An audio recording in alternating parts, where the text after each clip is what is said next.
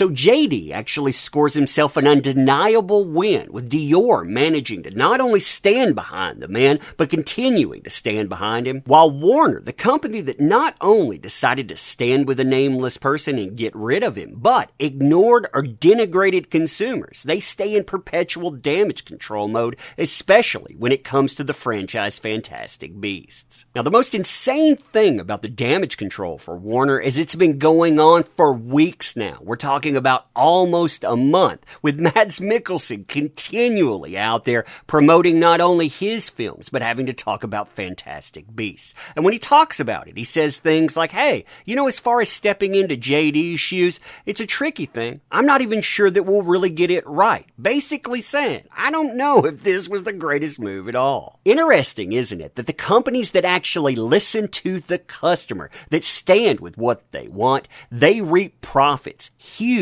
profits, despite things like the beer bug going on. While companies like AT&T, the parent company of Warner, allowing all of this to happen, essentially managed to lose $40 billion in less than 3 years, and that's only because they sold off part of it to stave off even bigger losses. This stuff, it gets more interesting by the day. So hey there to all you fine folks on this fine day, by the way. I hope you are doing excellently. If you would, share this video everywhere. Make sure customers know how much power they have. Also, feed that pesky algorithm. Likes, comments, it gets the video moving. If you would, too, make sure that you're subbed to the channel if you were subbed. And if you haven't, well, consider it and thank you. So what we have here today is a tale of two proverbial cities. You have Dior on one side, listening to consumers, bringing back someone that has made them profitable time and again. And on the other side, you have this. Now, as far as Dior is concerned, Dior, they know where their bread is buttered. They know that customers fill their coffers, so they've continued doing what they've been doing all along. They brought JD back. He's doing yet another advertisement with Sauvage, a game of notes. Now remember, this is an advertisement to people. They normally don't like advertisements, but as far as this goes, well, it's been handled much differently. If you look here, you'll notice this is unlisted. What that means is you have to have a direct link to find it, and despite having that extra hoop that you basically have to jump through, you have 16,357 views, 745 upvotes, only one negative or downvote for an advertisement. Again, not a video, a freaking advertisement. Now, regarding JD, you see the words win or winning utilized almost synonymously with his name. I do that quite often. JD is winning here, or JD wins there. But this, it's an undeniable win, not just for him, it's also for Dior, because they stood unflinching as a tide tried to erase the man. I mean, you look at this, and remember, this is a reaction to a commercial. From now on, I would like to see new @Dior content presented by #JD at least once a week. More content is, of course, welcome, just to see JD test perfume, play the guitar, hear him speak French, and especially see him smile. Then you have a hashtag here, #ThankYouDior, and you know what? This thing actually trended for a while. Again, trending because of a commercial. That's winning. Now, on the other side of that, there's Warner. And let me say, Warner, you probably need to invest in a disguise like this when you go out, because you know what? Your company, oh man, your company, it is not only in dire disarray, your company's failing. You're the cause of that failure, too. And you know what? These problems, they're not going to go away. See, as far as Warner Brothers and Fantastic Beasts 3 damage control is concerned, this stuff right here, with Mads Mikkelsen going out, trying to talk about it,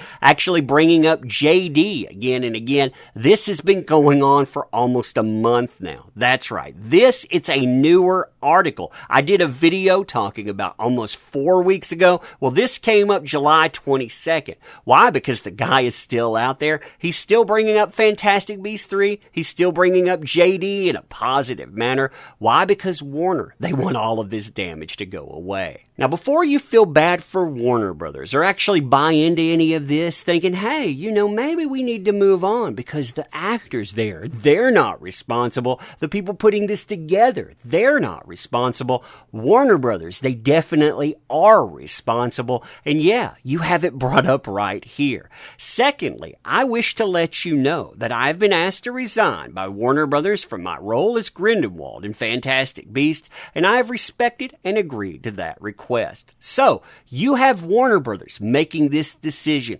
3.3 million people and counting have liked this post here. And just as important, anytime customers, remember, you're not a fan, you're a customer. You're not a consumer, you're a customer. Anytime customers have spoken up saying, hey, bring this guy back. We want him back. We know what's been going on. This stuff, it's been met with negativity. It's been met with dismissal. They say that you can't impact that brand while also desperately, and make no mistake, this is desperation, trying to seek an end to the impact that they've had on their brand.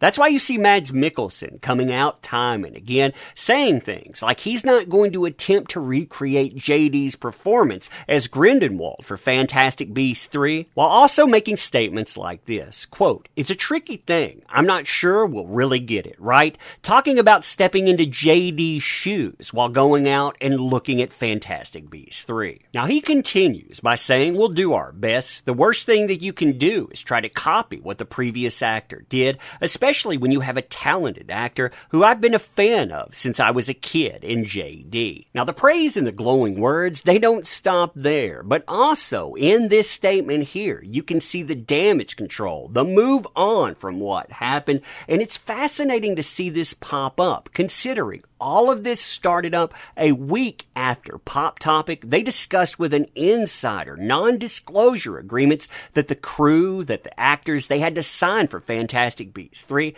Now you can't get people to stop talking about the man. Quote, don't copy it, he tells himself. That is creative. I'm not going to use that word. Yeah, the platform doesn't like it. He did his thing. It was amazing. Let's find a couple of bridges and then make our own. That's the only way to do it. The rest is just a strange comparison. Interesting, isn't it? Seeing a company, real time, mind you, try to do damage control and save face so they can steer people away from capsizing the Fantastic Beasts franchise. I think companies like this, they deserve it too. And it's not just the JD move. I mean, that's bad enough, but it's also the stuff that they did remarking about consumers, saying those people over here, they don't matter. Essentially, you're not real people. All those signatures out there, all of that blowback, those are just bots. They're not real in any way, shape, or form. And these companies, they wonder why they lose billions. Mark my words, too. Unlike Dior, who'll go out and praise consumers, give them what they want, you'll have Warner. When they fail, they'll be pointing the finger, blaming toxic fandom. They'll be pointing the finger at you when really they need to look in the mirror. But anyway, let me know what you think about this. As always, too, appreciate the heck out of you. You make this stuff work, so thank you. Want to help out the channel? Links in the description. Check those out. But you being here, that matters, so thank you. Appreciate you. See you soon.